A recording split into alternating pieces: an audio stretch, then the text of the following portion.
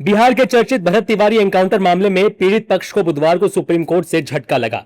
शीर्ष अदालत ने सीबीआई जांच की मांग वाली याचिका पर सुनवाई से इनकार कर दिया है और याचिकाकर्ता को पटना हाईकोर्ट जाने को कहा है। याचिका में भरत भूषण तिवारी एनकाउंटर की जांच सीबीआई से कराने की मांग की गई थी। याचिकाकर्ता का कहना था कि मामले की निष्पक्ष और स्वतंत्र जांच जरूरी है। इस वजह से सुप्रीम कोर्ट से अनुरोध किया गया था कि वो जांच किसी स्वतंत्र एजेंसी को सौंपने का निर्देश दे। हालांकि अदालत ने इस मांग पर विचार करने से पहले हाईकोर्ट जाने को कहा। चलिए अब आपको बताते हैं कि आखिर याचिका में कौन कौन सी मुख्य मांगे थी। सीबीआई जांच की मांग, रिटायर्ड जज की अध्यक्षता में एक्सपर्ट कमेटी, पुलिसकर्मियों के खिलाफ एफआईआर, पीड़ित परिवार को मुआवजा देने की मांग, स्वतंत्र और निष्पक्ष जांच के साथ हत्या के आरोपों की जांच। कि जो सुप्रीम कोर्ट का सिटिंग जज हो उसके अंडर कमेटीज में उसका पूरा इन्वेस्टिगेशन कराया जाए। क्यों? क्योंकि स्टेट से हमें कोई ज़्यादा उम्मीदें नहीं है, पहला। दूसरा, इसके साथ में जो रिस्पॉन्सिबल ऑफिसर हैं, जो इनकाउंटर की केसेस होती हैं, उन इनकाउंटर की केसेस में कभी भी एसपी के बिना अनुमति के या डीजीपी के बिना परमिशन या आईजी के हायरार्की के बेस पर कर रहा हूँ, एसपी अर्थात आईजी या फिर डीजीपी के बिना परमिशन के इनकाउंटर हो ही नहीं सकता है।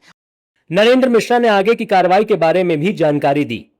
आगे एक्शन में चीफ जस्टिस ऑफ इंडिया से अभी मैं आपसे आज जो बोल रहा हूँ आज करूंगा, वो उनके साथ में मैं लेटर सर्कुलेट करूंगा। इस तरह की बातें हैं और वो सारी चीजें जो मेरे पास व्हाट्सएप में है, जो मेरी उनके साथ में ये सारी चीजें थी, जो कम्युनिकेशन उन्होंने मुझे किया था, तो उसके बिहाफ पर मैं बोलूंगा भी इस चीज को कि लॉर्डशिप ये बड़ा सीरियस इशूज है। इस तरह से होगा तो भारत देश का कहाँ न्याय प्रणाली रहेगी। इसके बाद हाई कोर्ट पटना का जो सुप्रीम कोर्ट चीफ जस्टिस हमें क्या कहते हैं, उसके बाद हम आगे का प्रोसेस शुरू करेंगे। याचिकाकर्ता का आरोप है कि भरत भूषण तिवारी की मौत महज एनकाउंटर नहीं बल्कि एक हत्या का मामला है। परिवार का दावा है कि गोली चलने से पहले भरत तिवारी ने आत्मसमर्पण कर दिया था और हथियार भी छोड़ दिया था। ऐसे में अहम सवाल यह उठता है कि जब सरेंडर हो चुका था तो फिर गोली क्यों चली।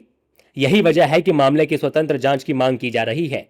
सुप्रीम कोर्ट की तरफ से मामले में दखल देने से इनकार करने पर बीजेपी प्रवक्ता अजय आलोक ने भी अपनी प्रतिक्रिया दी। देख, न्यायिक परिविधि में जो भी हो रहा है राज्य सरकार कर रही है, एसआईटी गठित हो चुकी है, सुप्रीम कोर्ट इस सब चीज़ को देख रहा होगा।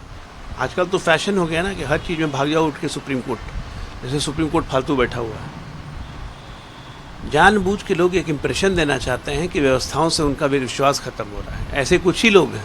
17 जून को भोजपुर जिले के बिलौटी गांव में हुए भरत तिवारी एनकाउंटर ने बिहार की राजनीति के साथ साथ प्रदेश की कानून व्यवस्था पर भी बहस छेड़ दी थी।